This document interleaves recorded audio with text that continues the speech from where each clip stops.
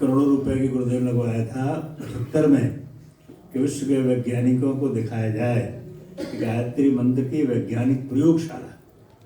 भविष्य का धर्म क्या होगा? वैज्ञानिक अध्यात्मवाद। जिस दिन होगा मिलन विश्व में धर्म और विज्ञान का सही रूप उभरेगा, उस दिन मानव के उत्थान का। तो अध्यात्म को विज्ञान सम्मत होना चाहिए। जो भी कार्य हम करें उसको तर्क, तथ्य और प्रमाण, विज्ञान मतलब तर्क, तथ्य और प्रमाण के आधार पर उसको जो है प्रतिपादित किया जाए।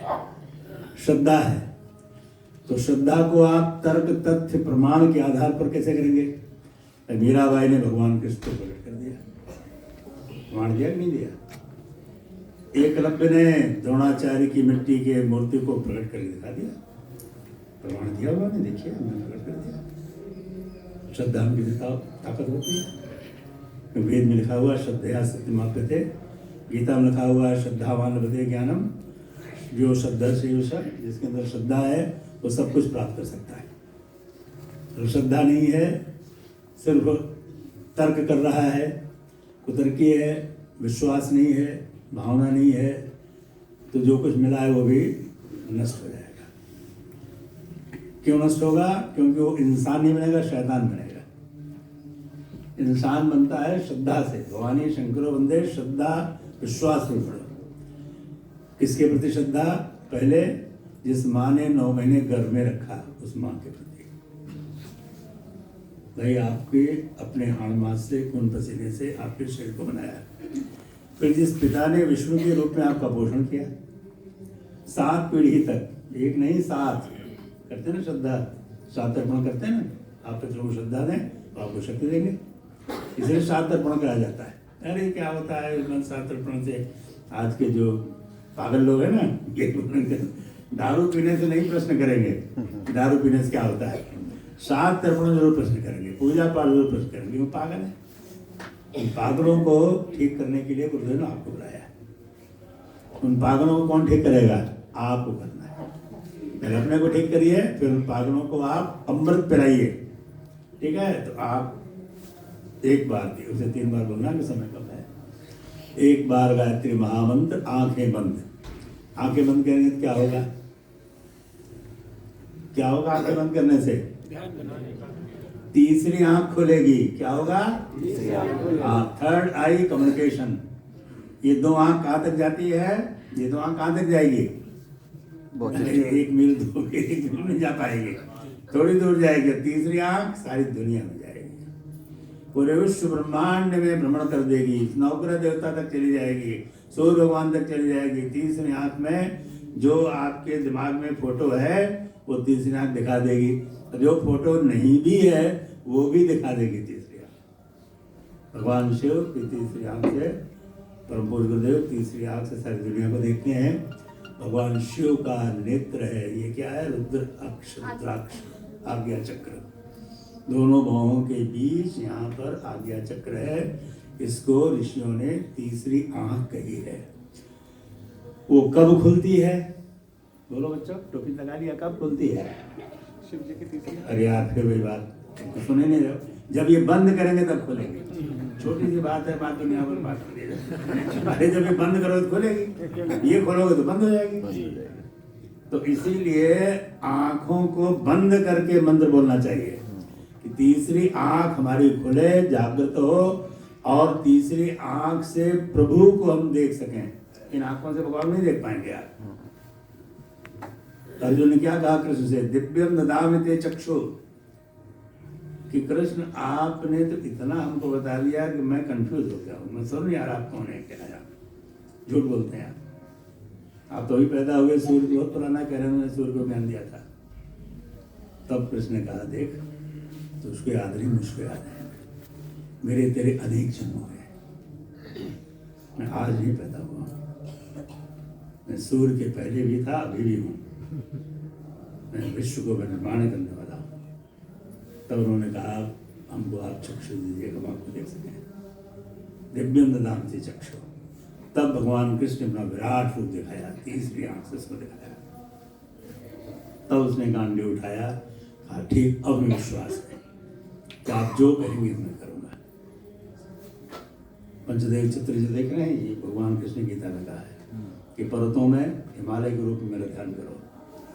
सूर्य, उदीयमान सूर्य में जिनको मैंने ज्ञान दिया, ज्ञान के प्रकाश के पुंज, जन मंडलम ज्ञान गंतव्यम, सूर्य का ध्यान करो।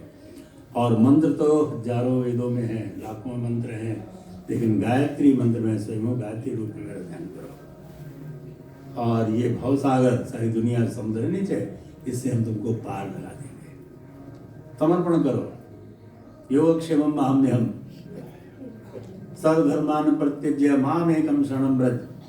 सबको छोड़ते तुम मेरी शरण में आ जाओ, मेरी नाव बैठ जाओ, मुझे पार लगा देंगे। गुरुदेव ने यही कहा कि बहुत कुछ मत करना, मेरी नाव में बैठे रहो।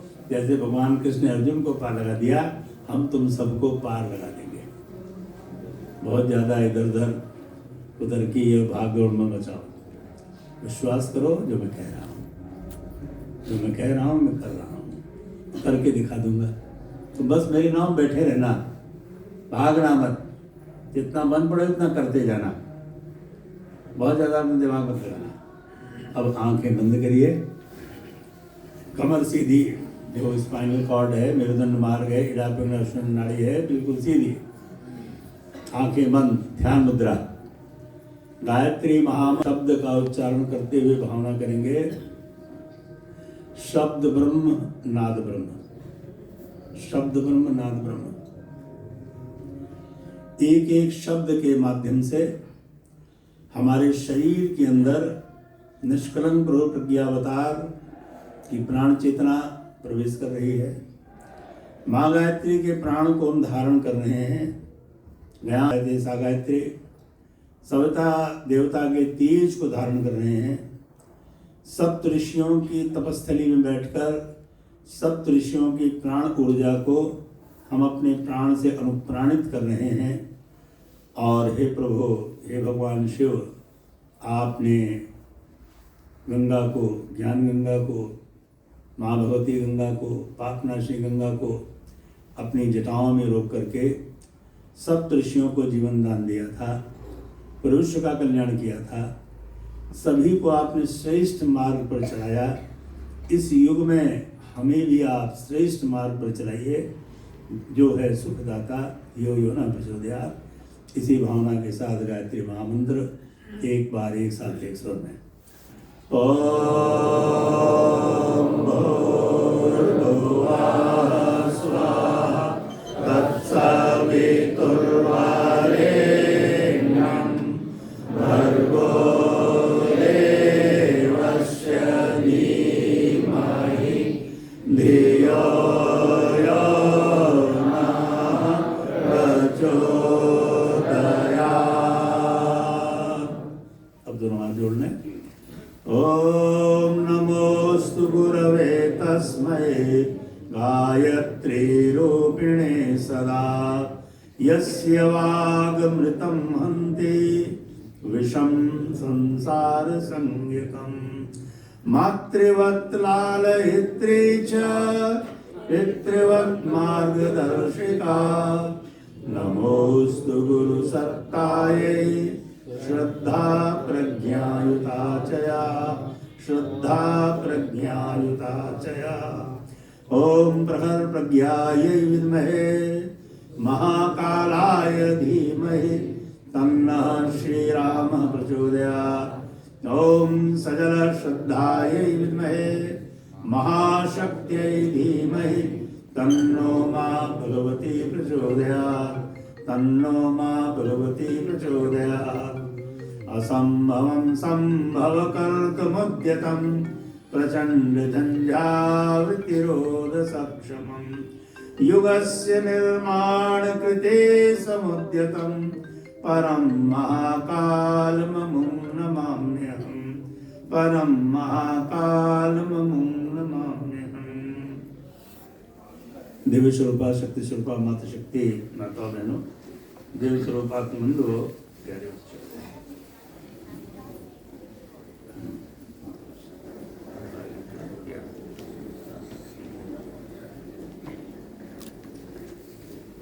आज का जो विषय है ये विष्णु धर्मोत्तर पुराण, कल्कि पुराण, भविष्य पुराण और 19वीं प्राणांतिम पुराण प्रज्ञा पुराण पर आधारित विषय है।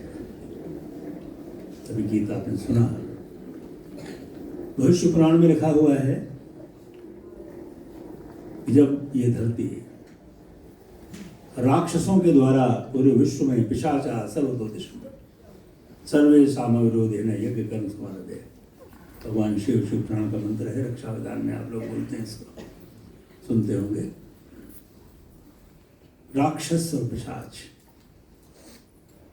जिनको भगवान शिव ने जीवन दान दिया था, आपको कथा पता होगी समुद्र मंथन की। 14 रथ निकले थे। अमृत तो देवताओं ने पी लिया और दारू शराब राक्षसों ने पी लिया, और अब ये प्रश्न था जहर कौन पिए? किसने पिया? नीलकंठ महादेव। क्यों पिया? कि दोनों बच्चे हमारे बड़े प्यारे हैं। राक्षस हो गए तो क्या हुआ? दैत्य गुरु शुक्राचार्य के नेतृत्व में काम करते हैं, हम इनको नियंत्रण में रखेंगे। तो ठीक है, चोर हो गया तो चोर से नहीं, चोरी से घृणा करो। चोर से क्यों करते हो? इसकी भी आवश्यकता पड़ेगी, राक्षसों की भी आवश्यकता पड़ेगी, सबकी भी आवश्यकता पड़ेगी, बिच्छू की भी जरूरत पड़ेगी। इन सबको रहने दो धरती पर, मारो मत, नियंत्रण में रखो। सांप को भी, बिच्छू को भी, राक्षस को भी नियंत्रण में रखो। भगवान शिव ने यही कहा, वरना राक्षस मर गए होते, क्या जरूरत है? फिर भविष्य पुराण कह रहा है कि जब सारे राक्षस सारी धरती पर पहुंच जाएंगे, त्राहिमाम हो जाएगा, तब भगवान शिव का तांडव नृत्य प्रारंभ होगा। देखा है, एक हाथ में डमरू, एक हाथ में त्रिशूल। सावधान युग बदल रहा है। तब भगवान शिव को त्रिपुरासुर राक्षस का वध करना होगा। त्रिपुरासुर राक्षस, भस्मासुर का वध तो भगवान शिव ने नहीं किया, विष्णु ने नहीं किया, अपने कर्मों से भस्मासुर मरा। वो कथा अलग है, लेकिन आज के विषय पर हम चर्चा करेंगे। राक्षस सब सारी धरती पर पहुंच जाएंगे, उस समय भगवान का धरती पर अंतिम अवतार होगा और भगवान शिव प्रसन्न होंगे। बस अब युग निर्माण योजना प्रारंभ होगी। अभी मंत्र बोला ना, उज्जैन में लिखा हुआ मंत्र, उज्जैन का है। असंभवम संभव कर्तुमुद्यतम प्रचंड झंझावृतिरोध सक्षमम युगस्य निर्माण कृते समुद्यतम परम महाकाल मुम नमाम्यहम्, परम महाकाल मुम नमाम्यहम्। महाकालेश्वर महादेव, द्वादश ज्योतिर्लिंगम में उज्जैन में महाकालेश्वर महादेव का मंत्र है। तो महाकाल की स्थापना रामेश्वर में भगवान राम ने, मर्यादा पुरुषोत्तम पुरुष राम ने किया और लंकेश्वर रावण पर विजय प्राप्त किया। भगवान कृष्ण ने उज्जैन नगरी में महाकाल के प्रार्थना किया और महाकाल की युग निर्माण योजना को पूर्ण किया। और उन्होंने ये कहा, संभवामि युगे युगे, ये हमारा प्रथम प्रयोग नहीं है, हर युग में हमने प्रयोग किया है कि महाकाल की युग निर्माण योजना को पूर्ण करने के लिए हम धरती पर आए हैं। संकल्प महाकाल का है। संकल्प किसका है? महाकाल का है। गुरुदेव ने 63 में किताब लिखी, महाकाल और उनकी युग प्रत्यावर्तन प्रक्रिया, और उसके पहले पेज पर तांडव नृत्य की फोटो छाप दिया, इशारा किया कि अब अपना तृतीय नेत्र खोलो, ज्ञान चक्षु को खोलो और महाकाल का दर्शन करने का प्रयास करो। कहाँ है महाकाल? महाकाल को ढूंढो आप। भगवान शिव को ढूंढने के लिए एक बालक निकला था गुजरात से कि भगवान शिव कहीं के जिंदा होंगे। भाई शिवरात्रि उनकी पूजा हो रही है तो पागल थोड़ी पूजा कर रहे हैं। प्रधानमंत्री लड़के थे वो, मौरवी स्टेट के प्रधान दीवान। गुजरात से कोई आया क्या शिविर में? कोई है गुजराती? नहीं है। हाँ, 2 हैं, एक है गुजराती है। गुजरात को भगवान शिव ने भी अपना बड़ा बेटा कहा, कृष्ण ने भी कहा, क्योंकि मथुरा छोड़कर द्वारका में बसे। भक्ति का और संतों का काठियावाड़ प्रदेश बताया। सौराष्ट्र सोमनाथन है, वहाँ प्रथम प्रयोग किया भगवान शिव ने। सोमनाथ में प्रकट हुए काठियावाड़ में। भगवान कृष्ण भी द्वारका में जाके बसे और परम पूज्य गुरुदेव का भी 16 वर्ष की आयु में गुजरात से ही गांधी जी के आश्रम से उन्होंने क्रांति प्रारंभ किया था। आगरा संभाग के स्वतंत्रता संग्राम सेनानी की किताब है, इसमें भारत सरकार ने लिखा है गुरुदेव के जीवन पर। तो महाकाल और उनकी युग प्रत्यावर्तन प्रक्रिया, भविष्य पुराण और विष्णु धर्मोत्तर पुराण में क्या लिखा हुआ है कि देवर्षि नारद, हर पुराण के हीरो कौन है? देवर्षि नारद। देवर्षि नारद कहाँ गए? देवर्षि नारद देवात्मा हिमालय किसके पास गए? विष्णु भगवान के पास गए। विष्णु भगवान के पास जाकर के सबसे पहले जब जाते हैं विष्णु भगवान के पास तो कौन मिलता है? माता लक्ष्मी मिलती है। उनकी अनुमति अगर मिलेगी तब आप विष्णु भगवान के पास जा सकते हैं। अगर माता लक्ष्मी ने अनुमति नहीं दिया, माँ पार्वती की अनुमति है तभी शिव जी का दर्शन कर पाएंगे आप, तो आप विष्णु भगवान नहीं मिल सकते। अकेले देवर्षि नारद ऐसे थे कि 24 घंटे जाके माँ लक्ष्मी को जगा भी सकते थे, कभी भी जा सकते थे, उनको छूट थी और किसी ऋषि की छूट नहीं थी, इसलिए उनको देवर्षि नारद कहा गया था। तो नारद ने कहा कि नहीं, हमको तुरंत विष्णु भगवान से मिलना, मैं बहुत परेशान हूँ, बहुत दुखी हूँ। माँ लक्ष्मी का से क्या बात होगी, तुम इतना परेशान हो? तो देवर्षि नारद ने जाकर के विष्णु भगवान से निवेदन किया कि भगवान आपने हमको धरती पर क्यों भेजा? तो प्रभु मुस्कुराए, उन्होंने क्या हो गया धरती पर? तो विष्णु लोक से धरती लोक पर आए हो? तो उन्होंने कहा मैंने पूरी धरती पर परिक्रमा किया, आपको तो भेजना नहीं चाहिए था, मैं बहुत परेशान हो गया। तब नारद जी ने कहा कि दीन दयाल दुखी जन जन है, एक भी व्यक्ति हमको सुखी नहीं मिला धरती पर, हर आदमी दुखी दिखाई दे रहा है, चाहे वो डॉक्टर हो, कंपाउंडर हो, शंकराचार्य हो, प्रधानमंत्री हो, मुख्यमंत्री हो, चाहे वो सफाई कर्मचारी हो, चाहे किसान हो, जितने भी लोग हैं सब कुछ है धरती पर, लेकिन सब दुखी हैं, किसी को विश्वास ही नहीं है आपके ऊपर। त्रय तापों से तापित मन है, जो गीत इसमें लिखा गया कि दीन दयाल दुखी जन जन है, त्रय तापों से तापित मन है, दूषित हुआ मनुज चिंतन है, युक्ति बताएं आप त्राण की। कि हर व्यक्ति लोभ मोह अहंकार से ग्रसित है, हर व्यक्ति। चिंतन इतना दूषित हो गया है कि माताओं बहनों को माँ बहन के दृश्य दिख ही नहीं रहे। कामनी और कांचन, रामकृष्ण परमहंस कहते थे ना, इतने पैसे वाले हैं, एक आंख में कामिनी है, नारी को उपभोग करना चाहते हैं, पूजा नहीं करना चाहते, दूसरे में पैसा, कांचन में स्वर्ण मुद्रा है, और जिनके पास नहीं है वो भी इसी चक्कर में घूम रहे हैं, भोग और विलास में। साधनात्मक आध्यात्मिक दृष्टिकोण तो है ही नहीं है। चाहे मंदिर में जा रहा है, राम की पूजा कर रहा है, तो भाई पे मुकदमा कर रहा है कि भाई को मार डालेंगे लेकिन जमीन नहीं देंगे, कहा था। तो आपकी धरती जो है ये रहने लायक तो ही नहीं है, और आप यहाँ शिव सागर बैठे हुए आराम से विश्राम कर रहे हैं। मैं बहुत परेशान हूँ, क्यों भेजा हमको आपने धरती पर? और इतना ही होता तो चलो ठीक था।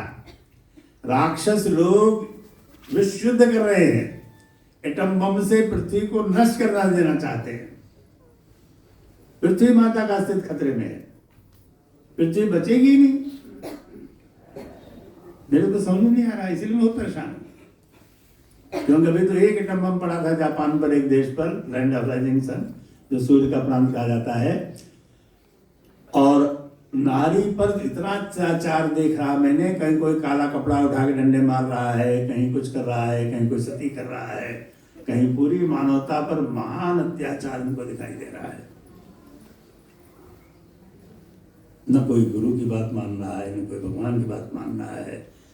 दुनिया भर के दैत्य गुरु शुक्राचार्य के नेतृत्व में गला काटने वाली संस्थाएं खड़ी हो गई हैं, और मार काट कर रही हैं, और हिंदू धर्मगुरु कह रहे हैं हम डंडा मारेंगे, तुम अछूत हो जाओ, मुसलमान बनो, तुम दैत्य गुरु शुक्राचार्य पास जाओ, तुम जाओ ईसाई बनो, तुम कुछ और बनो, तुमको हम पूजा नहीं करने देंगे।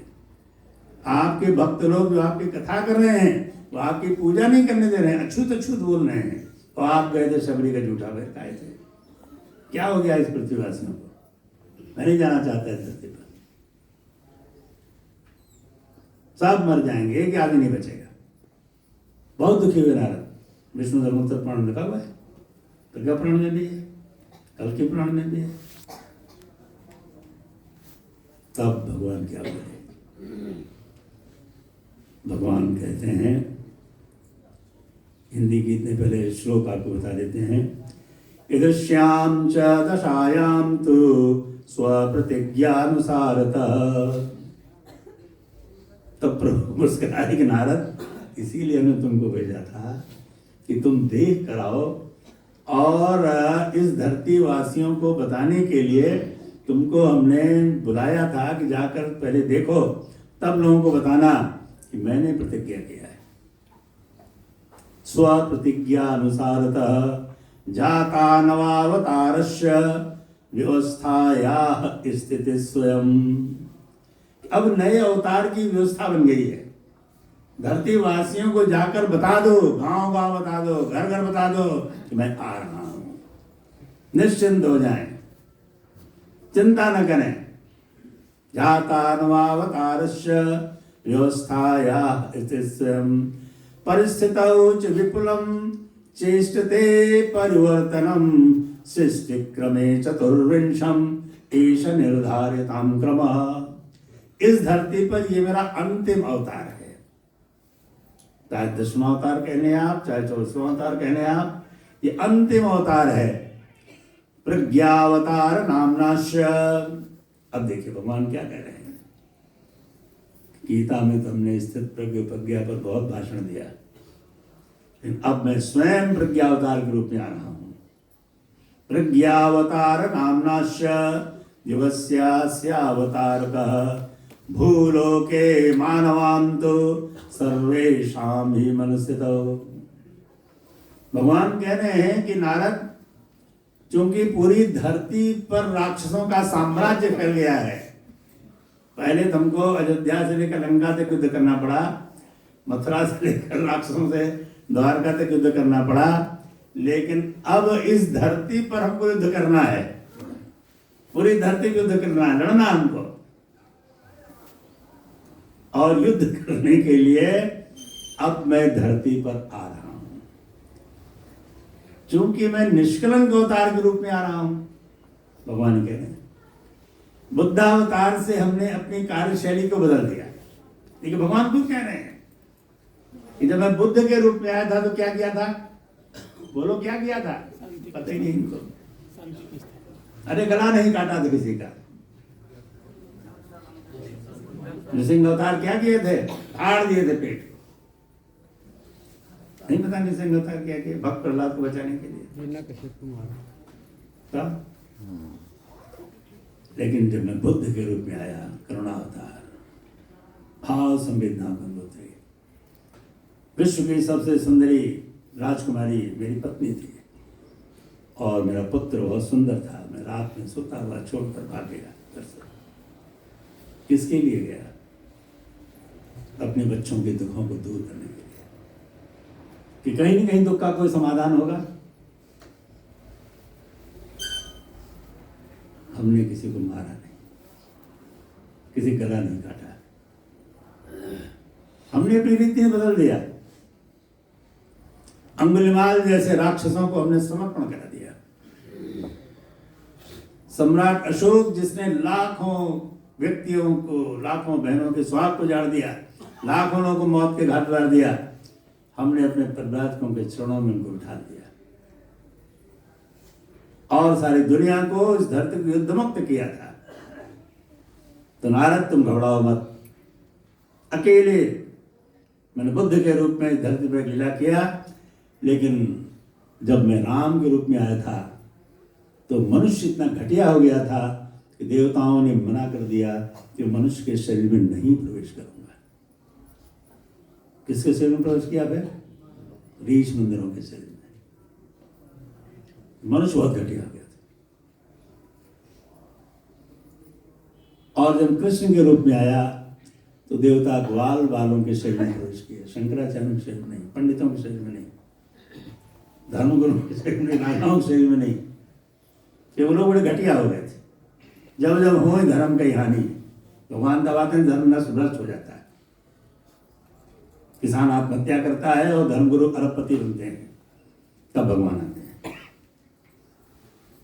जब धर्म भ्रष्ट होता है, जब जब बदली अधर्म की छाती है, तब भगवान अवतार लेते हैं।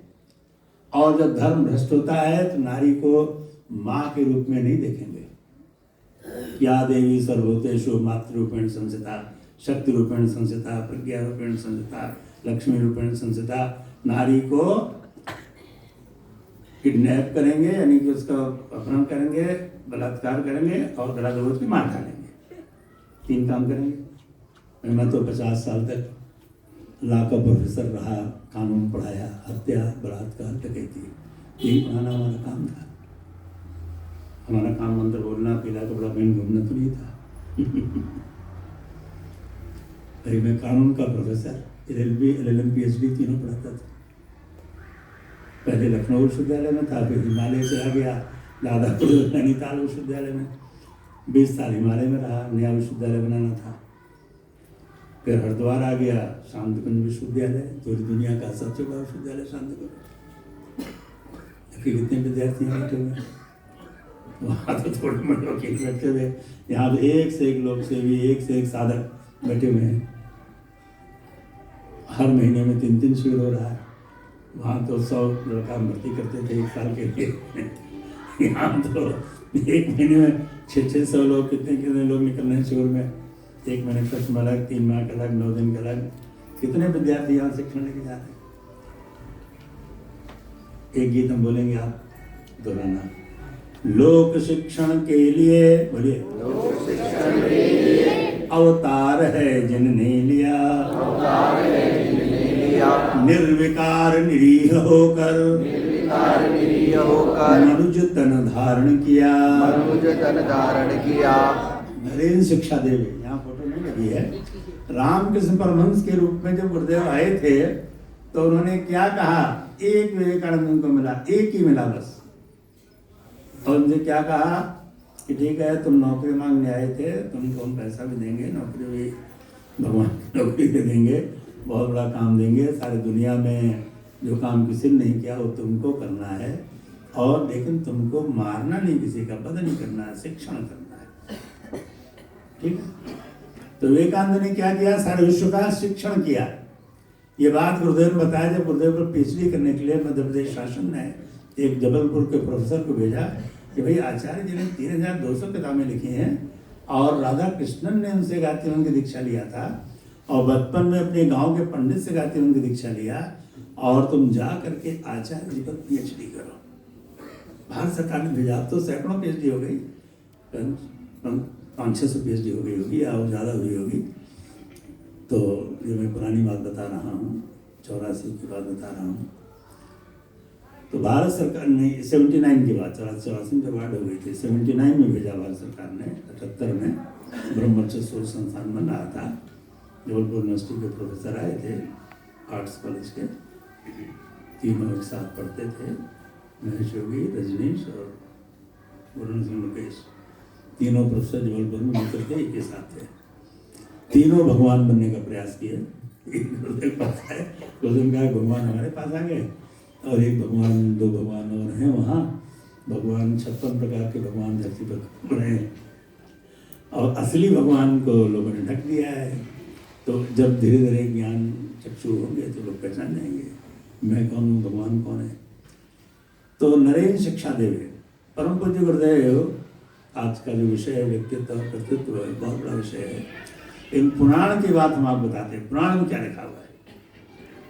ये तो वैज्ञानिकों की बात अलग है, भविष्यवक्ताओं की बात अलग है, शोध करने वाली बात अलग है।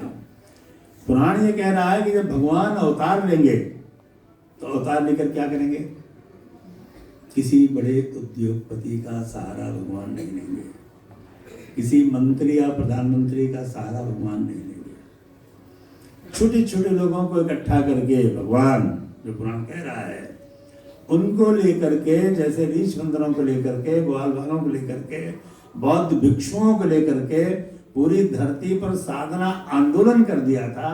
उसी परंपरा में पहले एक परिव्राजक भगवान ने पकड़ा था। कितने परिव्राजक? एक परिव्राजक और एक लड़की। क्या नाम था उस लड़की का? क्या नाम था बोलो? निवेदिता। इनको पता ही नहीं है, बैठी हुई है सब। अरे तुम सब निवेदिता हो। क्या हो तुम? निवेदिता। वो अंग्रेज लड़की थी, तुम हिंदुस्तानी हो। फर्क इतना है, तुम ऋषि पुत्री हो, वो अंग्रेज थी। तो भारत में कोई लड़की तैयारी नहीं थी निवेदिता बनने को। तो इंग्लैंड से उसने जीवन दान दिया। मिस मार्गरेट एलिजाबेथ था, निवेदिता बनी और उसने सारे विश्व के महिलाओं को जगाया। विवेकानंद ने सारे विश्व के धर्मगुरुओं को जगाया। किस लिए जगाया? किसने जगाया? विश्व को, बोलो विश्व को परिवार बनाने के लिए। अमेरिका गए तो यही बोले, my brothers and sisters of America. वहां कोई हिंदू नहीं था, मुसलमान थे, ईसाई थे, जीव थे और जाति के लोग और सब थे। उनका आप सब हमारे भाई है, बहन है। मैं तो वसुदेव कुटुंबकम का संदेश लेकर आया हूँ। मेरे देश में ऋषि मुनि और मेरे भगवान सियाराम में सब जानी वसुदेव कुटुंबकम की बात करते हैं। हम नवग्रह देवता की पूजा करते हैं, सूर्य भगवान की करते हैं, पृथ्वी माता की पूजा करते हैं और 33 कोटि देवी देवता जो इस ब्रह्मांड को चला रहे हैं, अग्नि देवता, वातो देवता, सूर्य देवता, चंद्रमा देवता, नवग्रह देवता, कण कण की देव शक्तियों की हम पूजा करते हैं। पानी नहीं मिलेगा तो कहाँ जिंदा रहोगे? अन्न नहीं मिलेगा तो कहाँ जिंदा रहोगे? वो सब देवता है, देते रहते हैं, हमको प्राण देते हैं। पंच तत्वों से बना हुआ है। सारे विश्व के वैज्ञानिकों का, धर्मगुरुओं का, धनाढ्यों का बुद्धि अकेले एक विवेकानंद ने खोला। एक अकेले खोला। आइंस्टाइन ने भी यही बात कही। रोमारोला, दुनिया के सारे विद्वानों ने, विवेकानंद जैसा प्रतिभाशाली विद्वान इस धरती पर कोई नहीं है।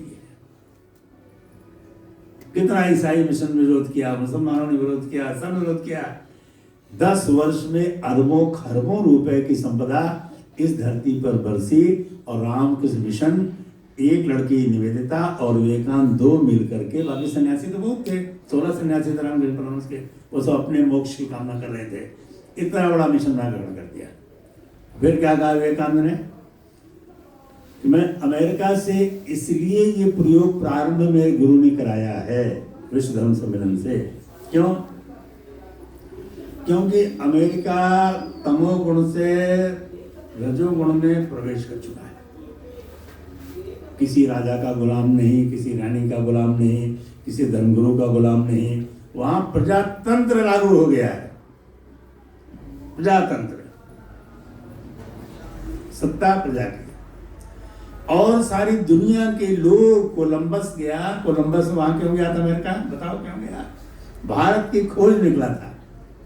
दुनिया का कोई भी विश्व यात्री टूरिस्ट निकलता था तो कहाँ के लिए? भारत के लिए।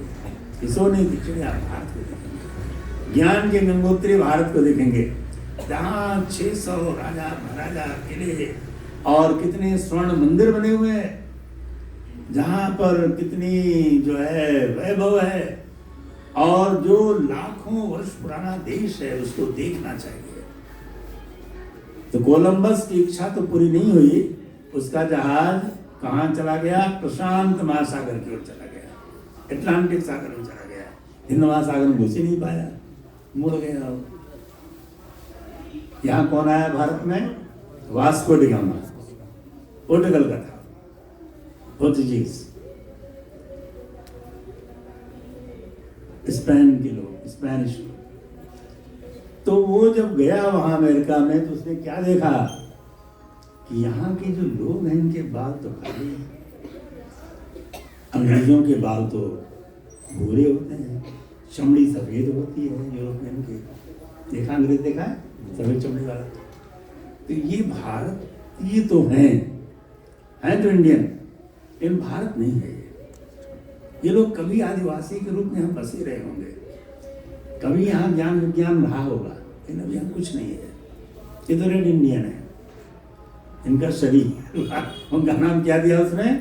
तो अमेरिका के जो मूल निवासी हैं आज भी उनको रेड इंडियन कहते हैं। वो महाभारत काल में गए थे, अर्जेंटीना कहते हैं, वहाँ बस गए थे, लेकिन भारत नहीं है। क्यों? भारत में तो इतनी राजा महाराजा हैं, तो कोई राजा ही नहीं है, कोई मंदिर ही नहीं है यहाँ पर। धनुष बाण लिए घूमते हैं तो भारतीय लोग। तो वो निराश होकर के अपने देश लौट आया। लेकिन लौट कर उसने कहा कि बहुत बड़ी जमीन है, बड़ा भूभाग है, यूरोप से भी बड़ी जगह है। तो यूरोप के लोग वहाँ बसना शुरू कर दिए, सब लोग जाना शुरू कर दिए। तो जब मैं अश्वमेधों के क्रम में माता जी ने हमको भेजा अमेरिका 1993 में शुरू किया, 20-25 लोगों को, 15-20 लोगों की टोली माता जी भेजती थी। तो हमने ये देखा अमेरिका में कि वहाँ का कोई भगवान या कोई देवता, राष्ट्रपति तो फोटो लगी रहती है, लेकिन जो शताब्दी मनाई जाती है वो कोलंबस की मनाई जाती है। 5वीं शताब्दी मनाई जा रही थी जब मैं गया था अश्वमेध के क्रम में, कि पार्क में लिखा रहता है we are very much grateful to Christopher Columbus, he discovered New World for this. हम लोगों को एक नई दुनिया की खोज कर दिया, हम लोगों ने एक नया देश पूरा अमेरिका में बसा दिया। फिर अंग्रेजों ने व्यापार करना गए, सामान बेचने गए, उनका पैसा अधिक था, उन्होंने अपना शासन स्थापित कर दिया पूरे उत्तरी अमेरिका में। अंग्रेजों ने व्यापारी थे, उद्योग ना सिंह लक्ष्मी, जो व्यापार करता है लक्ष्मी उसको मिलती है।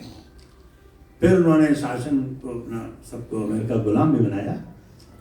फिर 4 जुलाई 1777 को लोगों ने कहा भाई हम अंग्रेज़ों की गुलामी स्वीकार नहीं करेंगे, क्योंकि अब हम लोग पूरे यूरोप के लोग यहाँ रहते हैं, सारी दुनिया के लोग यहाँ आकर बसे हुए हैं, मूल रेड इंडियन है, तो हमें तो स्वतंत्रता चाहिए, हम प्रजातंत्र स्थापित करेंगे, हम ब्रिटिश पार्लियामेंट के अंदर काम नहीं करेंगे, क्योंकि हमारा बहुत बड़ा देश है।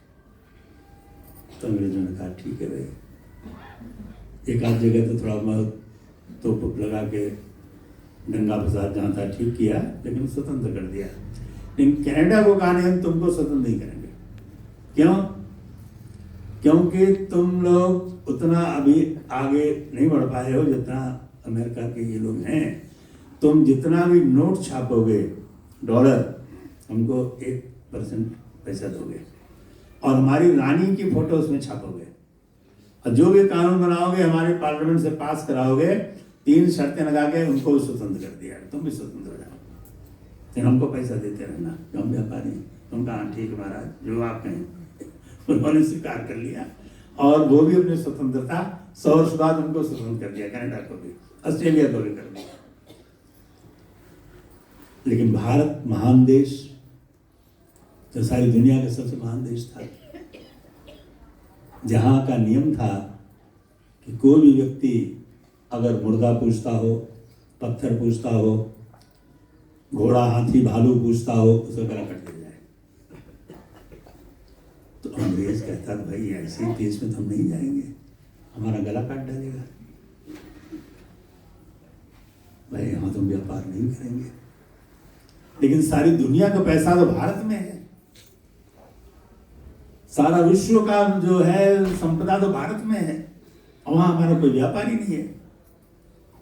वास्को डी गामा पहुंच गया, पोर्टुगल से भारत की खोज भी कर दिया, गोवा में जाके बैठ गया और अपना कब्जा कर लिया उसने कि हमारा देश की जमीन है, क्योंकि हमने इसको ढूंढा है। वास्को डी गामा पहुंच गया। तो अंग्रेजों ने कहा देखो भाई, 8-10 अंग्रेज चोरी छुपे चुप्पे से जाओ, वास्को डी गामा की हवाई जहाज में बैठ जाना और चुप्पे से घूम कर आना, और देखना कि कोई ऐसा व्यक्ति मिल जाए जो कि हमारा साथ दे दे, अपना व्यापार वहां शुरू कर दें। गुरुदेव प्रज्ञा पुराण लिखा है इस बात को।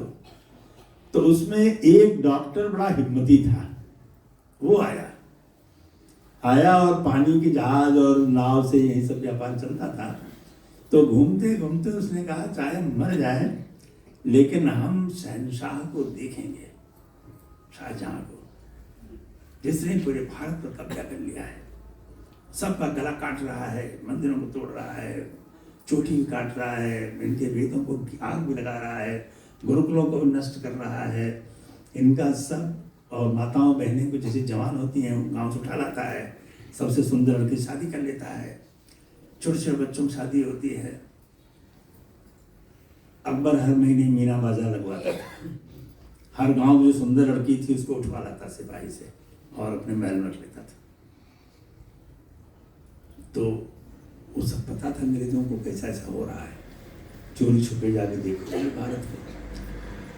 तो वो जब अंग्रेज पहुंचा तो देखा शहंशाह की लड़की जो है बहुत बीमार है, जितने हकीम वैद्य हैं ये सब इलाज कर रहे हैं और ठीक नहीं कर पा रहे हैं। तो उस डॉक्टर ने सोचा अगर मैं बता दूं कि मैं अंग्रेज हूँ। देखिए गोरे मुसलमान जो अरब से आते थे वो काले चमड़ी के नहीं होते थे, काली चमड़ी वाले मुसलमान तो सब सनातनी हैं। अरब वाले मुसलमान वो सब यूरोपियन मुसलमान हैं, वो बिल्कुल सफ़ेद होते हैं। मैंने देखा था बचपन में, खान अब्दुल गफ्फार खान लखनऊ आए थे, हम लोग मुल्तान लखनऊ के रहने वाले हैं। मुसलमानों का साम्राज्य लखनऊ में था, वजीर शाह का 365 बेग में रखता था वो। हम लोग बचपन सोचते थे यार एक और दो और चार और सुना था 365 शादी कैसे कर लिया इसने, लखनऊ में पागली बनी हुई है। तो हर दिन की एक नई बेगम रखता था वो, अकबर की परंपरा में था, लखनऊ में बहादुरी बनाया था।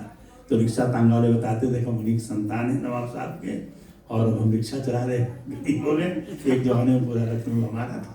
तो हम लोग छोटे छोटे थे तो समझ नहीं आता था कि रिक्शा का क्या पकड़ा है आगे बाद में बड़े हुए तो कुछ समझ आने लगा। तो हाँ, चर्चा क्या चल रही थी कि वो डॉक्टर जो है उसने कहा ठीक है बहुत घर मार तो डालेगा लेकिन हम डॉक्टर हैं, अपना घर नहीं छोड़ेंगे। उसने कहा शहंशाह मैं अंग्रेज हूँ, आपकी अनुमति के बिना मैं अरब का मुसलमान नहीं हूँ, आपकी अनुमति के बिना मैं आपके राज्य में प्रवेश कर गया। बाबर सब अरब के मुसलमान थे, कोई काली चमड़ी वाले मुसलमान थोड़ी थे। आज के जो मुसलमान घूम रहे नहीं थे, असली मुसलमान तो बिल्कुल गोरा तगड़ा वो होता था, अंग्रेज जैसा होता था। तो उसने कहा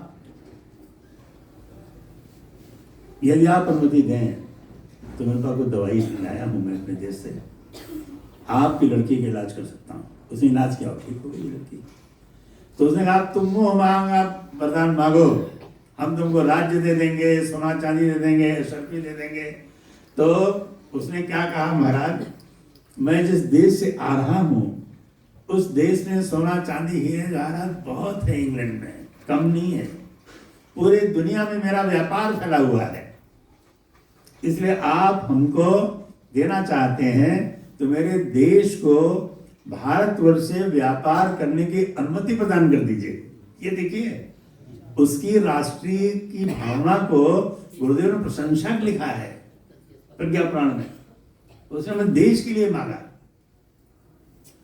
फिर जब वो गया 3 महीने लगता था यहाँ से इंग्लैंड जाने पानी के जहाज से, तो ब्रिटिश पार्लियामेंट में जाकर उसने लेक्चर दिया कि हमने भारतवर्ष से देखिए शहंशाह की अनुमति लाया हूँ व्यापार करने की, अब आप कंपनी भेजिए। तो उन्होंने कहा नहीं हम नहीं जाएंगे भैया, गला काट देगा, मुसलमानों से हम व्यापार नहीं करेंगे, भारत मुस्लिम राष्ट्र है, हिंदू राष्ट्र नहीं है। कभी रहा होगा भारत में राम कृष्ण बुद्ध रहे होंगे, शांति का संदेश दिया होगा, वहां घोर शांति है, माताएं बहनें सुरक्षित नहीं है, कोई आदमी सुरक्षित नहीं, कोई मंदिर सुरक्षित नहीं, हम व्यापार नहीं करेंगे। बहुत मुश्किल से एक छोटी सी कंपनी ईस्ट इंडिया कंपनी तैयार हुई, हम करेंगे व्यापार, बहुत छोटी कंपनी थी। और जिस जहाज को लेकर आई थी कैटी जहाज, आज उसको देखने के लिए लाखों रुपया लोग इंग्लैंड में देते हैं, प्रदर्शनी खड़ी हुई है। यही जहाज लेकर के ईस्ट इंडिया कंपनी भारत गई थी, सूरत में लंगर डाला था और पूरे भारत को गुलाम बना लिया था व्यापार के दम पर, मुसलमानों से मुक्त करा दिया और ब्रिटिश इंडिया बना दिया था उसी एक कंपनी ने। ये दुनिया का चमत्कार है ये। और मुक्ति नहीं कराया। जब Max Muller, doctor Paul Brunton, LP. Feral, गुरुदेव लिखा हुआ है साधना सिद्धि की किताब में। जब पढ़े लिखे अंग्रेज लोग प्रोफेसर यहाँ आए तो उन्होंने कहा देखो भाई, हीरा जवाहरात सोना चांदी तुम्हारे देश में बहुत है, व्यापारी लोग व्यापार तो कर रहे हैं, लेकिन हम यहाँ के नागा बाबा देखा है, हम उनको देखना चाहते हैं। वो बर्फ में कैसे नंगे रहते हैं, अभी कुंभ मेला जाइए, यहाँ का साधु महात्मा बड़ा चमत्कार दिखाता है, हम तो चमत्कार देखेंगे। देखिए अंग्रेज लोग पागल हो गए यहाँ के माँ बाप को देख देख करके। अन्नामलाई वहां गए, तिरुमली वो रमन महर्षि के यहाँ, उनके यहाँ जितने साधु महात्मा थे सब जगह अंग्रेज चले चपाटी से पहुंच गए, बाबा चमत्कार दिखाओ हमको। बाबा तो कैसे जिंदा करते हो? तो बहुतों को तो पागल बना दिया साधु बाबाओं ने, अंग्रेजों को। एक धारा भी चली तो उसमें सर थॉमसन आया। सर थॉमसन वहां का पार्लियामेंट का मेंबर था। तो वो जब देखा एक महात्मा को, क्यों बोलते नहीं है, सारे प्रश्नों को उत्तर अंदर अंदर देते हैं, मुंह नहीं खोलते। हर्मिट इन हिमालयाज, डॉक्टर पॉल ब्रंटन ने किताब लिखी। तो उसने कहा देखो भाई, अब इस देश को, क्योंकि राजाओं महाराजाओं का देश है, इस देश में हम जो भी बिल्डिंग बनाएंगे वो दुनिया की नंबर 1 बनाएंगे, और उसको बनाने के लिए यहीं से इंजीनियर पैदा करना होगा, क्योंकि हमारा देश इतना छोटा देश है, इतना छोटा है कि भारत तो 100 गुना बड़ा है इंग्लैंड से, मैंने हरियाणा के बराबर इंग्लैंड है, बहुत छोटा है, आबादी बहुत कम है। व्यापार करना तो अंग्रेजी पढ़ना पड़ेगा, नौकरी करना तो अंग्रेजी पढ़ना पड़ेगा। तो उन्होंने ऑक्सफोर्ड यूनिवर्सिटी कॉलेज, उन्होंने कहा दुनिया का सबसे बढ़िया इंजीनियरिंग कॉलेज हम हरिद्वार में खोलेंगे, Thomson College of Engineering, IIT Roorkee ना, जाकर देखना उसकी बिल्डिंग, दुनिया का टॉप कॉलेज। और प्रयागराज जैन का तीर्थ राज है, वहां तो ऑक्सफोर्ड यूनिवर्सिटी बना देंगे, उसको ऑक्सफोर्ड ऑफ ईस्ट कहते हैं।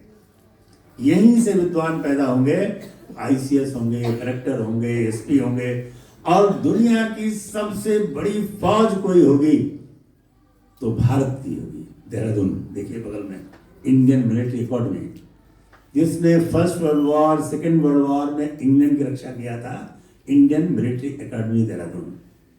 भारत की, विश्व की, अमेरिका से बड़ी फौज भारत में थी। क्यों थी? क्योंकि राजाओं महाराजाओं को अपनी फौज होती थी, और उन राजाओं से टक्कर लेना तो अपनी मिलिट्री हमको बनाना पड़ेगा। तो अंग्रेजों ने अपनी मिलिट्री बनाई, अपना शासन, अपनी व्यवस्था, अपनी शिक्षा, अपना व्यापार, अपना उद्योग, ट्रेन, शिमला से लेकर के बंगलोर और कन्याकुमारी तक। उन्होंने कहा कि भारत को अमेरिका से, ऑस्ट्रेलिया से, अफ्रीका से ज़्यादा ऊंचा उठाना है, क्योंकि ये अरबों खरबों की अपार संपदा वाला देश है।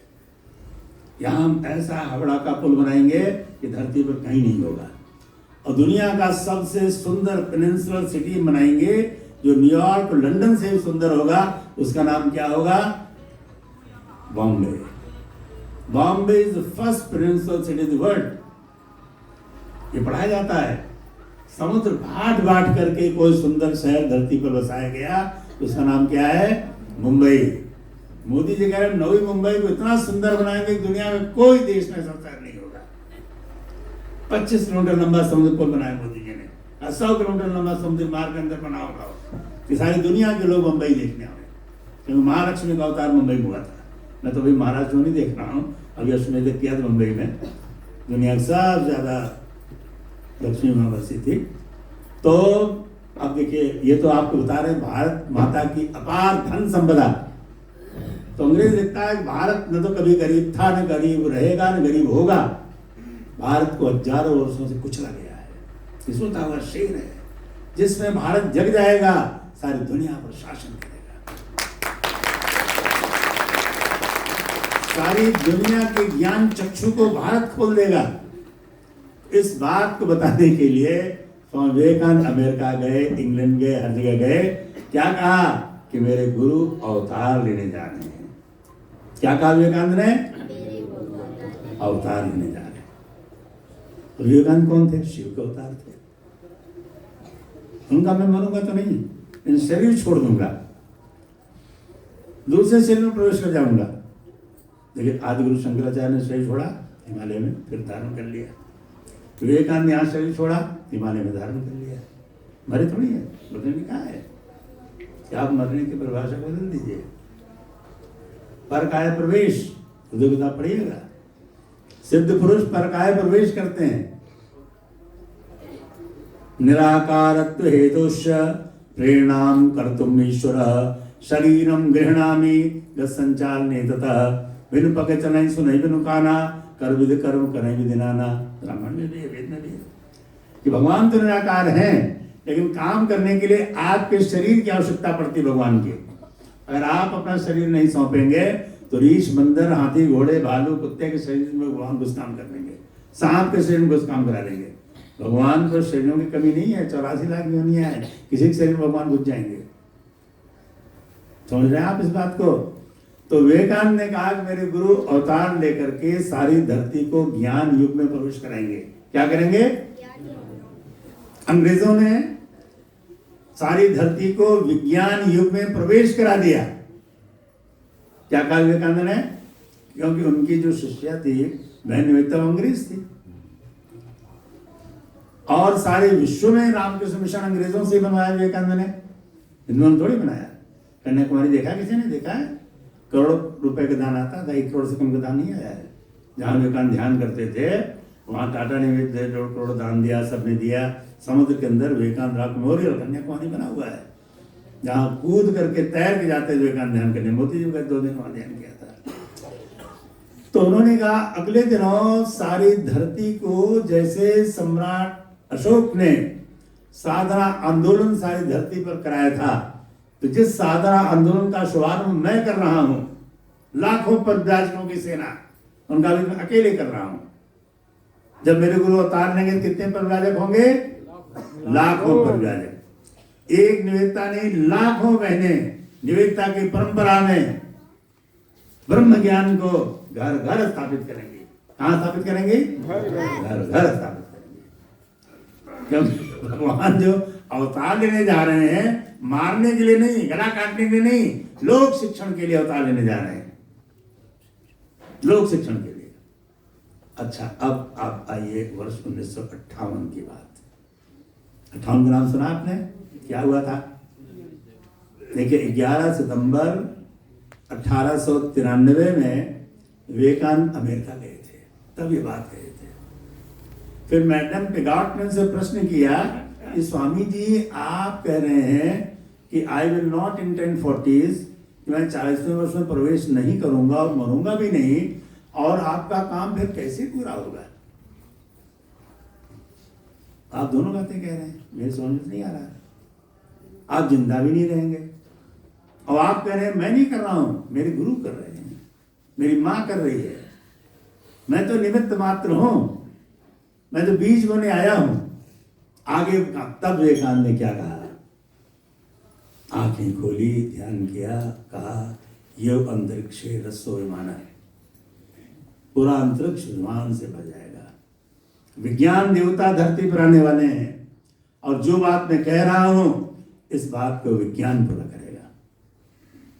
जिस दिन होगा मिलन विश्व में धर्म और विज्ञान का सही रूप उभरेगा, उस दिन मानव के उत्थान का मंगला में गीत का पिछले जन्म से याद आ गया।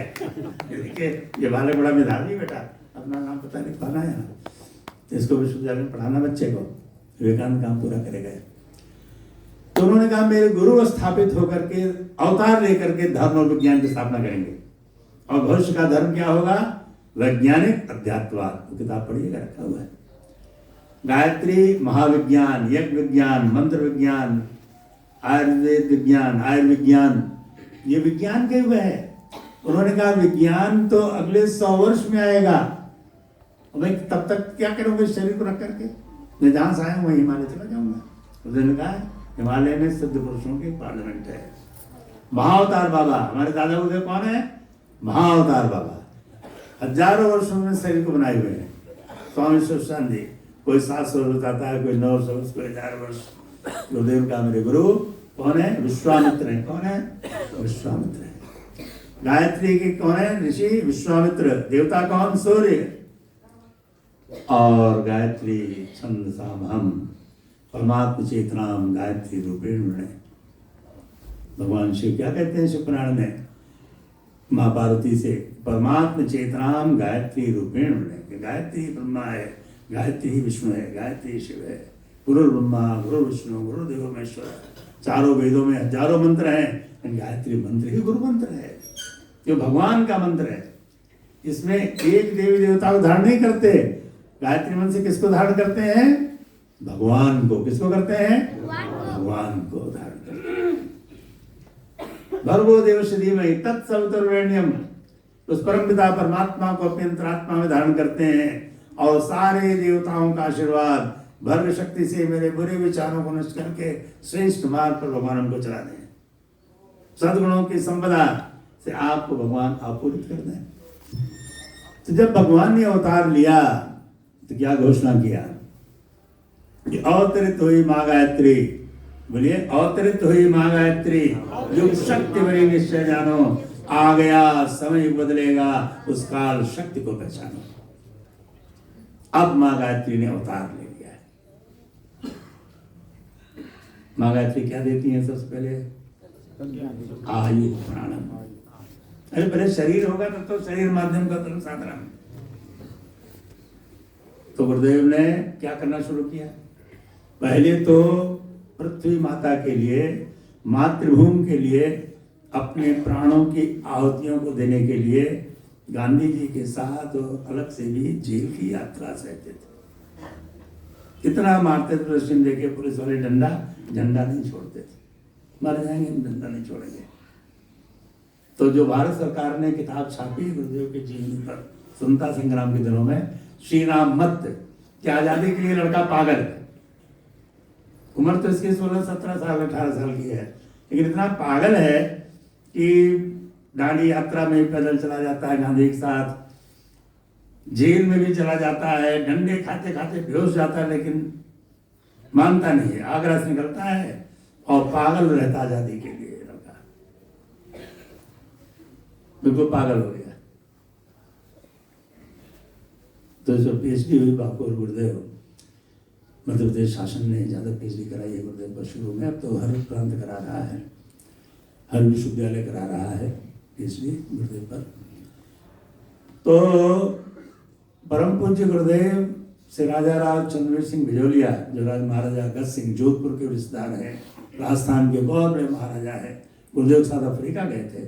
तो गुरुदेव से पूछा, गुरुदेव आपने 58 की एमपी से पहले और बाद भी अभी भी देखते हैं, ऐसे लोगों को आप जिंदा करते हैं, या तो वो मर चुके हैं या मरने वाले हैं या भयंकर दुर्घटना हो गई है, तो ऐसा आप क्यों करते हैं? गुरुदेव ने कहा, बेटा मैंने पढ़ा है वेद में, वेद लिखे भी हैं कि ज्ञान प्रणाम त्रायते सा गायत्री, कि जो गायत्री मंत्र को जप करता है, गायन करता है, सिद्ध करता है, तो वो किसी भी शरीर में प्राण को प्रतिष्ठित कर सकता है। मैं प्रयोग कर रहा हूं कि एक सही बात एक झूठ है, कि पंडितों का बोल कल्पना है, अगर सही है तो हमको मिलना चाहिए शक्ति। तो मैं प्रयोग कर रहा हूँ। इंदौर जब गुरुदेव गए थे, वहाँ के बता रहे थे, 8 वर्ष की लड़की थी, मृत थी, उसको लोग प्रवाहित करने दरिया में जा रहे थे। ट्रैक्टर ट्राली में गुरुदेव बैठे थे, कार्यक्रम में जा रहे थे, बारिश का दिन था, उससे कूद गए कीचड़ में और लड़की को उठाया, ठोंका और जिंदा कर दिया। कहा कि बेटी ये भगवान की अमानत है, इसको संभाल रखना, ये हमारा बहुत काम करेगी। तो महिलाओं के संगठन से ही इंदौर उसने उनको शक्तिपीठ भी खड़ा किया। हमारे परम श्रद्धेय डॉक्टर पंड्या साहब हाई कोर्ट जज के इंदौर लड़के रहे। जज साहब कहते थे कि मेरा लड़का बहुत विद्वान है, गोल्ड मेडलिस्ट है, लेकिन जो ज्योतिषी आता है कुंडली देखता, कहता है इसका तो मार्केश मृत्यु हो गए, 28 साल मर जाएगा। तो उनका बात तो सही है, इसका जीवन तो है, तो आप कुछ करिए। उनका ठीक है, आप अनुष्ठान करो, हम भी करेंगे, प्रणों को बचाने का प्रयास करेंगे। फिर वर्ष 71 में गुरुदेव विदाई समारोह हो गया। तो आप तो मैं हिमालय जा रहा हूँ, लौट के नहीं आऊंगा। हो सकता है मेरे गुरु हमको वापस भेज दें, कहाँ भेजेंगे मैं कह नहीं सकता, मथुरा तो नहीं आऊंगा। अच्छा साहब ग्वालियर में जिला व्यस्त तुम दिनों भिंड में थे, ग्वालियर में थे, कहाँ थे, मध्य प्रदेश शासन में ही रहते जस्ट। तो उनका गुरु जी एक काम ये करिए कि आपकी कन्या है और विवाह योग्य हो रही है, 18 साल की हो रही है, तो मेरा लड़का 21 साल का हो रहा है, आप बुरा न माने तो शादी कर दें। देखिए 10 साल चला दे, अपने दामाद को बचा ही लेंगे। तो इनके बारे में सुना है, ये जो निर्णय ले लेते हैं कहते हैं वो सच हो जाता है। तो गुरुदेव ने कहा बेटा, अरे जज साहब, मेरे गुरु ने इस कन्या को नारी युग की स्थापना के लिए, बहुत बड़े कार्य के लिए, मेरी इच्छा नहीं थी कि हमको बच्चे पैदा हों, मेरे गुरु ने कहा मैं भेज रहा हूं इस मिशन को पूर्णता को प्रदान कराने के लिए और सारे विश्व की बहनों का परीक्षण करने के लिए। हम हिमालय की एक शक्ति तुम्हारे गोद में बेटी बनकर खेलना चाहती है, मैं उस शक्ति को भेज रहा हूं तुम्हारे यहाँ। जैसे हनुमान जी को भगवान ने अंजनी माँ के घर में भेज दिया, भगवान शिव ने शंकर स्वयं के श्रीनंदन। दीदी ऐसे छोटी छोटी शक्ति थोड़ी है, सरस्वती लक्ष्मी तुम काली, दिव्य तुम्हारी ज्योति निराली। तो गुरुदेव ने कहा वो तो मेरे गुरु की बेटी है, मेरे गुरु ने उसको भेजा और किसी जज की बहू बनने के लिए नहीं भेजा। तो उनका आपकी जो इच्छा होगी स्वीकार है, आप विवाह कर दीजिए। तो गुरुदेव ने कहा ठीक है, शादी हो गई। अब प्रणव जी अमेरिका में, इनको बहुत बड़ी नौकरी मिली, अमेरिका जाना चाहते थे और गुरुदेव आशीर्वाद देने ने अमेरिका जाने के लिए। तो उनका अपने पिता से पूछो, तब पिता ने मुंह खोला कि 1 वर्ष रुक जाओ, क्योंकि ये वर्ष तुम्हारा बहुत संकटकालीन है, अगले साल अमेरिका चला जाना। उन दिनों गुरुदेव क्या कर रहे थे? प्राण प्रत्यावर्तन सत्र लगा रहे थे ऐसे व्यक्तियों को जिनकी कुंडली में मार्केश था, मरने वाले थे।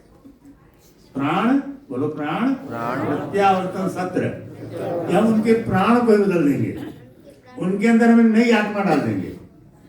उस आत्मा के ऊपर जो आवरण चढ़ा हुआ है कर्मफल व्यवस्था का, उसको हम भूत पिशाच जो है हटा देंगे और नया जीवन उनको दे देंगे। वो सत्य भी चल रहा था यहाँ। तो गुरुदेव ने क्या किया कि जिस समय डॉक्टरों ने प्रणव जी को, एक्सीडेंट ही हुआ दूताधारी के पास, स्कूटर में ट्रक के नीचे कुचल गया था और एक मोटरसाइकिल वाला भी था। कहानी लंबी है, समय हो रहा है, 10 बज रहा है। तो गुरुदेव ने चेतना को, प्राण को प्रतिष्ठित करके उसी काया में प्रवेश कराया। का इनके चाचा जज साहब के जो बड़े छोटे भाई हैं, भोपाल में डायरेक्टर मेडिकल हैं, उनके अस्पताल में जाओ, दिल्ली नहीं। देखिए यहाँ जिंदा करके एम्बुलेंस से कहाँ भेजा? भोपाल।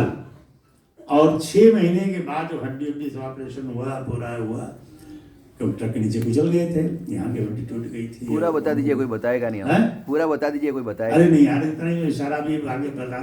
तो जब ये हुआ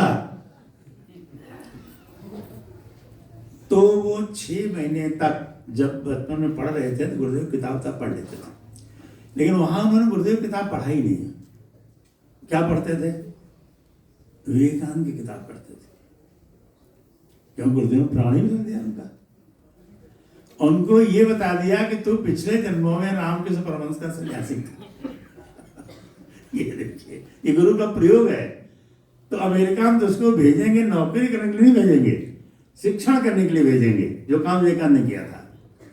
और तुम वैज्ञानिक हो, इंदौर मेडिकल कॉलेज के MBBS MD gold medallist doctor हो और मेरे दामाद भी हो।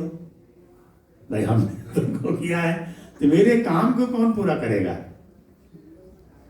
तो जब वो भोपाल से ठीक कराए तो गुरुदेव ने शिव प्रसाद मिश्रा ही रहते हैं, जिंदा है अभी, इनको बोला शिव प्रसाद खाली लाओ, प्रणव को तिलक करो, उसको अमेरिका भेजो, कल की फ्लाइट से अमेरिका चला जाए, इसका टिकट कटा दो, शैल यहाँ रहेगी, अमेरिका में रहेगा, वहाँ हमारा काम करेगा। तो डॉक्टर साहब रोने लगे कि गुरु जी हम अमेरिका नहीं जाएंगे। क्यों नहीं जाएगा बेटा? अब हमने पहचान लिया कौन है आप। आप तो रामकृष्ण परमहंस के अवतार हैं, माता ही शारदा माँ है। और अब मैं अमेरिका बिल्कुल नहीं जाऊंगा। क्या करेगा बेटा? हम यहीं पर आपका काम करेंगे।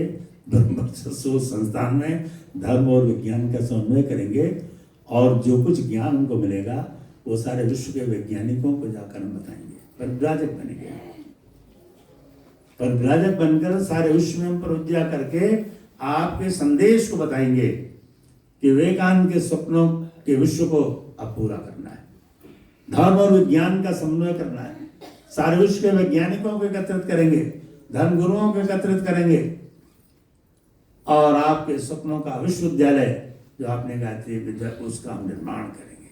ये करके दिखाया कि नहीं दिखाया? इतना बड़ा विश्वविद्यालय संकल्प किया उन्होंने।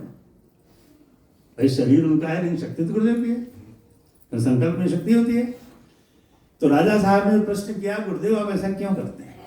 तो गुरुदेव बोले, बेटा जब मैं राम के रूप में था तो अपने पिता को जिंदा नहीं कर पाया, कृष्ण के रूप में था तो अभिमन्यु को जिंदा नहीं कर पाया, वो पीड़ा थी मुझको। चूंकि ये भगवान का अंतिम प्रयोग है कि मेरी काया का इस्तेमाल कर रहे हैं भगवान ठीक है, गुरुदेव नहीं करेंगे मैं भगवान हूं, उनका भगवान मेरी काया का इस्तेमाल कर रहे हैं। युग निर्माण योजना गुरुदेव लिख के दिया ना कि ईश्वरीय योजना है। हाँ है, इसको रोज पढ़ा करिए, रोज पढ़िए, एक बार नित्य पढ़ें अपने अंग अवयवों से। आप सबको गुरुदेव का है, साहित्य में मिलेगा, इसको ले लीजिएगा, अपने अंग अवयवों से। इसमें गुरुदेव लिखा है युग निर्माण योजना ईश्वरीय योजना है, इसको पूरा करने के लिए हमको योजना भगवान की है, शक्ति भगवान की, ज्ञान भगवान का, दाल चावल भगवान के, हमने उसको पका दिया है खिचड़ी आप खिला दिए लोगों को। गुरुदेव का मेरा ज्ञान नहीं है, किसी भी नाम से आप इस ज्ञान को घर घर पहुंचा दें कि जिससे लोगों के अज्ञान तिमिरांधस्य ज्ञानांजन शलाकया चक्षुरुन्मीलितम येन तस्मै श्री गुरुवे नमः।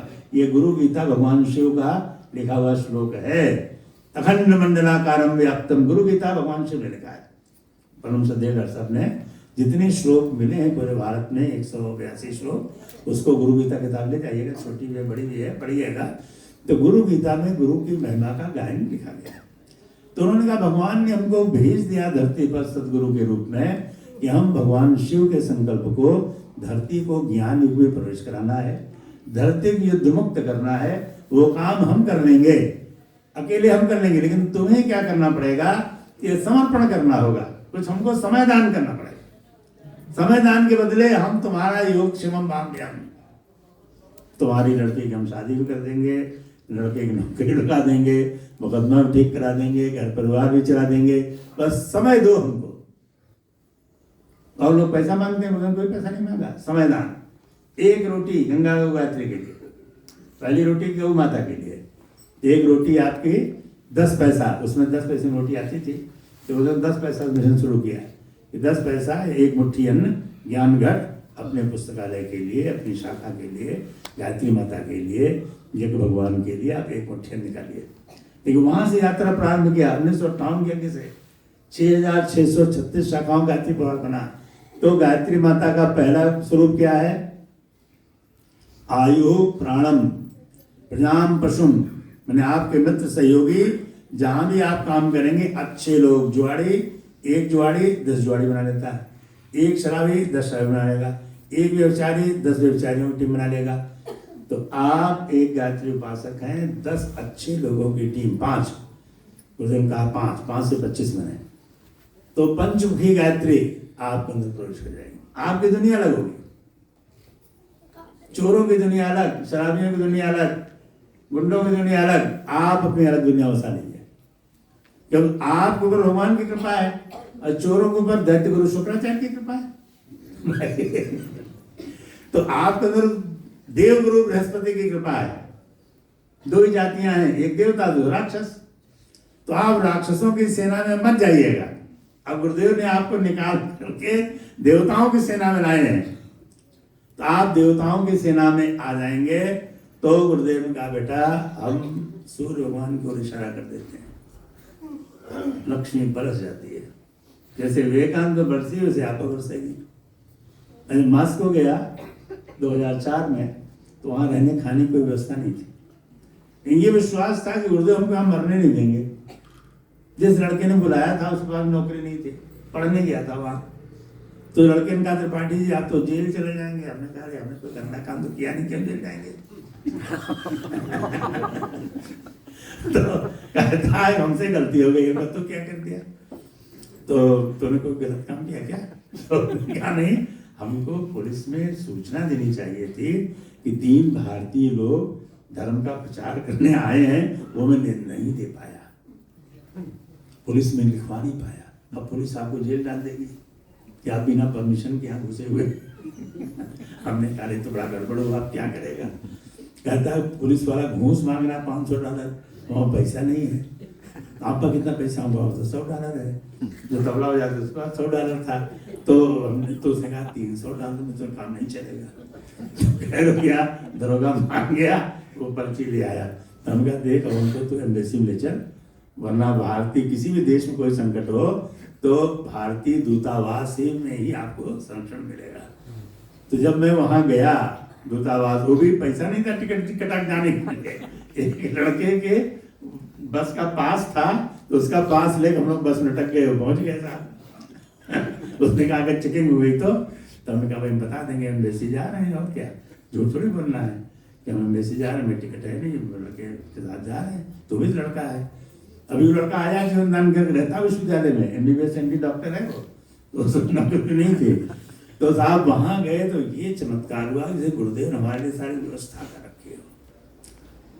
भोपाल में जो कमिश्नर थे वर्मा जी, उनका कार्ड है हमारे पास रखा हुआ है, वो वहाँ इन्वेस्टर थे। उन्होंने कहा जब भोपाल गैस कांड हुआ था तो हमारे मित्र थे दधीची और कर्मयोगी, वो NCERT के डायरेक्टर थे, तो घर घर ये कराए थे जिस घर में ये हुआ था सब लोग जिंदा बचे, जिसमें हुआ नहीं हुआ तो आंख फुट गई थी, मर गए लोग। अरे गायत्री पानी यहाँ कैसे आया है? उन्होंने पैर छुआ, कहा साहब आप इस एम्बेसडर के यहाँ कराएंगे, इस सेक्रेटरी के यहाँ कराएंगे, द्रौपदी यहाँ कराएंगे, ऐसी व्यवस्था जहाँ रहने खाने की व्यवस्था नहीं थी, जेल जाने की स्थिति थी, गुरुदेव ने ऐसी व्यवस्था बना दिया कि 4 महीने में वो सफलता वहां मिली जो अमेरिका में 4 साल नहीं मिली थी। बहुत बड़ा सक्रिय संबंध तैयार हो गया, बहुत। अब ये देखिए ये कौन कर रहा है? कौन कर रहा है? ईश्वरी योजना। तो आप पर विश्वास होना चाहिए, गुरुदेव सब काम करेंगे, आपको कोई काम अधूरा नहीं रहेगा। तो भगवान परम पूज्य गुरुदेव ने प्रवचन में कहा, मैंने प्रयोग किया कि गायत्री के बारे में जो कुछ कहा गया है, आयु प्राणम प्रजाम पशुम कीर्तिम द्रवणम ब्रह्मर्षम वयम दत्ता लोकम, वो मैंने इसी शरीर में देखा है, जाना है, पाया है कि गायत्री देव माता है, वेद माता है, विश्व माता है। अब आप अमृतपान घर घर लोगों को कराइए, गायत्री माता ने उतार लिया है। गायत्री माता युग शक्ति के रूप में आई है, और गायत्री माता ने मेरे शरीर का प्रयोग किया, माता के शरीर को, चिन्मयी के शरीर को, प्रणव पंड्या जी को, जी को विशेष रूप से उनको स्थापित किया, और आपके शरीर का प्रयोग करेंगे माता, तो आप बताने क्या दिक्कत है? तो गुरुदेव का कोई लोग ऋषि बताते हैं, कोई तो सब ज्ञानी लोग हैं। सारे ऋषियों की साधुओं को नूतन प्राण मिला है, शैल श्रृंखलाओं में चिन्मय ब्राह्मी कमल खिला है। गुरुदेव ने लिखा कि डॉक्टर चिन्मय पंड्या, सारे ऋषियों ने जैसे रक्त बीज से सीता को पैदा किया, वैसे सारे ऋषियों ने जी के गर्भ में आशीर्वाद दे करके चिन्मय को पैदा किया कि चिन्मय ऋषि परंपरा को सारे विश्व के ऐसा युवा नेतृत्व गुरुदेव ने आपको दिया है। डॉक्टर चिन्मय पंड्या जी अभी तो छत्तीसगढ़ गए हुए हैं, वो आज रायपुर कल पहुंच गए, वो वहाँ युवा सम्मेलन कर रहे हैं। अब समय अधिक नहीं है, 2026 तक ही विश्व को निर्णय लेना है कि मार दिया जाए कि छोड़ दिया जाए। ये निर्णय जब शेर आता है तो शेर को निर्णय लेना है कि आपको खाए या छोड़े। अब भगवान को निर्णय लेना है, तीसरा विश्व करके सबको मार दिया जाए कि सबको एक करके एक नया युग प्रवेश करा दिया जाए। तो गुरुदेव ने खुद लिखा अपने हाथों से, बेटा भगवान ने निर्णय लिया है कि अगला युग प्रज्ञा युग होगा, जो सतयुग से अधिक प्रखर होगा, और सतयुग की वापसी धरती पर होने जा रही है। और ये काम कौन करेंगे? निष्कलंक गुरु प्रज्ञा अवतार करेंगे। कौन करेंगे? निष्कलंक गुरु प्रज्ञा अवतार। प्रज्ञा अवतार नाम नाश्य ज्ञान के अभाव में सब जग दुख पावत है।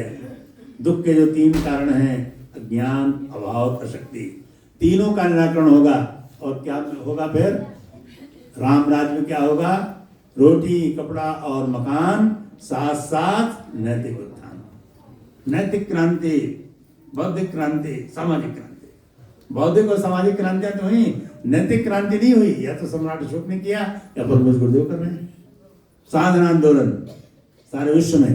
अब हाथ फैला लीजिए, समय आपका अधिक ले लिया, क्योंकि विषय इतना है कि कई दिनों तक इस पर बोलेंगे तो खत्म नहीं होगा। तो बस आपको दृढ़ विश्वास करना है कि स्वयं भगवान हमारे गुरु, परम सौभाग्य हमारा है। जो राम, जो कृष्ण, जो बुद्ध, वही हमारे गुरुदेव आए हुए अंतिम अवतार के रूप में। सारी समस्याओं का समाधान परम पूज्य गुरुदेव के पास है।